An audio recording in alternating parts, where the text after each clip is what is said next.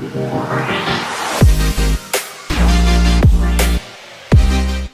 श्री राधे सभी को।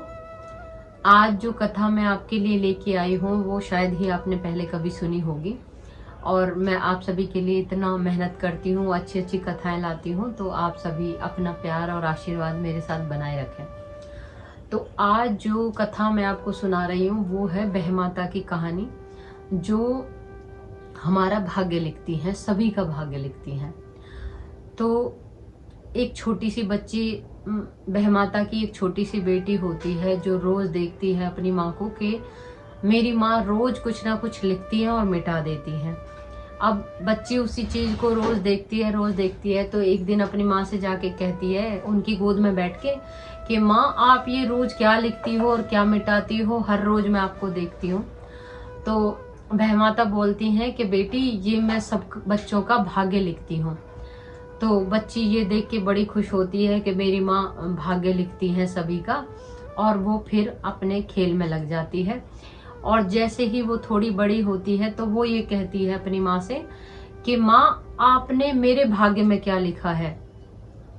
तो बहमाता बोलती है कि जब समय आएगा और जब तुम बड़ी हो जाओगी और तो मैं तुम्हें बताऊंगी कि मैंने तुम्हारे भाग्य में क्या लिखा है।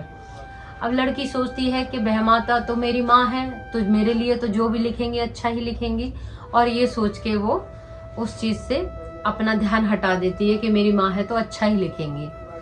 अब लड़की जब 22-23 साल की हुई तो वो फिर अपनी माँ से पूछती है कि माँ, अब तो मैं बड़ी हो गई हूँ, अब बताओ कि आपने मेरे भाग्य में क्या लिखा है।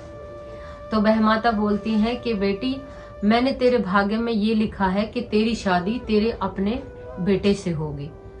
अब लड़की ये बात सुन के अपनी माँ को बड़े गुस्से भरी नजर से देखती है और माँ से बोलती है कि तुम क्या कह रही हो माँ, ऐसा कैसे हो सकता है।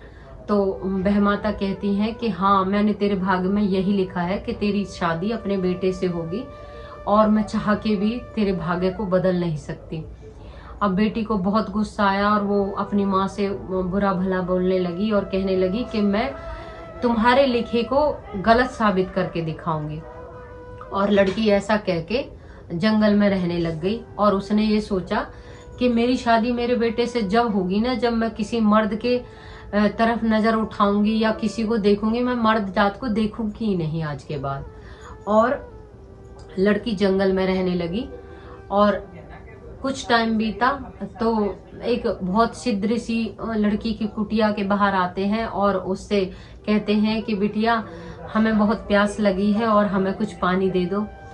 तो लड़की ने नजर उठाए बगैर बाहर पानी रख दिया, और महात्मा ने वो पानी पी के लड़की को आशीर्वाद दिया कि हम तुम्हें आशीर्वाद देते हैं कि तुम्हें एक बहुत ही अच्छा पुत्र पैदा हो।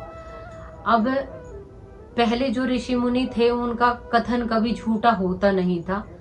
तो लड़की को एक बेटा पैदा हो गया, और लड़की इस बात से डरने लगी कि अब इस बच्चे को मैं कहाँ रखूं, कैसे रखूं। और उसने उस बच्चे को अपनी साड़ी के आधी साड़ी के पल्लू में बांध के और रात में जाके एक कुम्हार के दरवाजे पे रख के आ गई।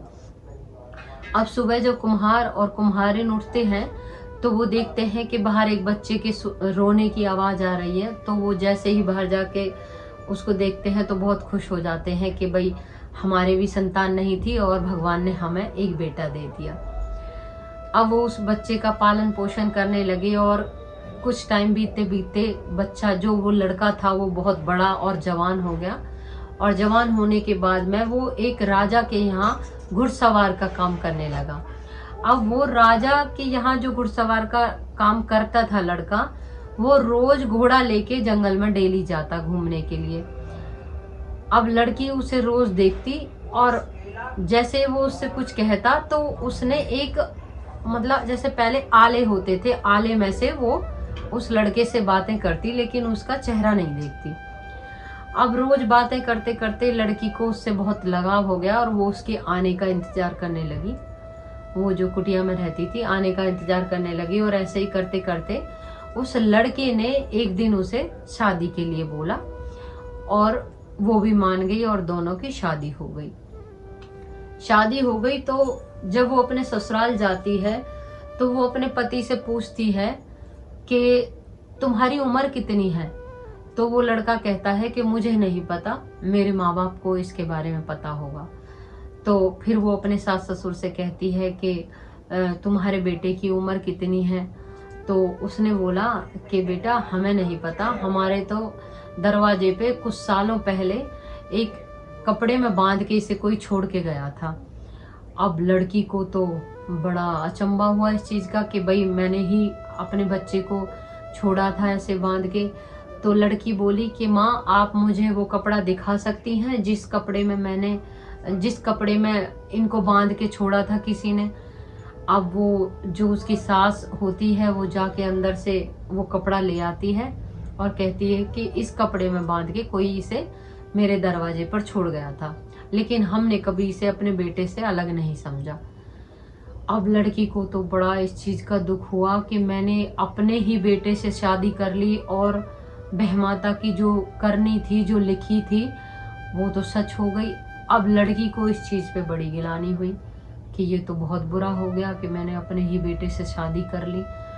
और जो कुम्हार के मटके जहाँ पकते हैं, जो उपले लगा के आग जहाँ जलती है, लड़की को इतना दुख हुआ कि जाके वो उस आग में कूद गई और जल गई।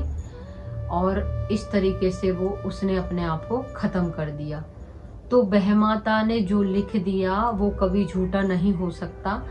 इस वजह से आप अपने अच्छे अच्छे कर्म करते रहिए और सबका भला करते रहिए। आपको मेरी वीडियो पसंद आई हो, मेरी ये कथा पसंद आई हो, तो आप सभी इस कथा को ज़्यादा से ज़्यादा शेयर करें, सब्सक्राइब करें, लाइक करें और अच्छे अच्छे कमेंट करें। आगे मैं आपके लिए और भी अच्छी अच्छी कथाएं लेके आऊँगी। धन्यवाद।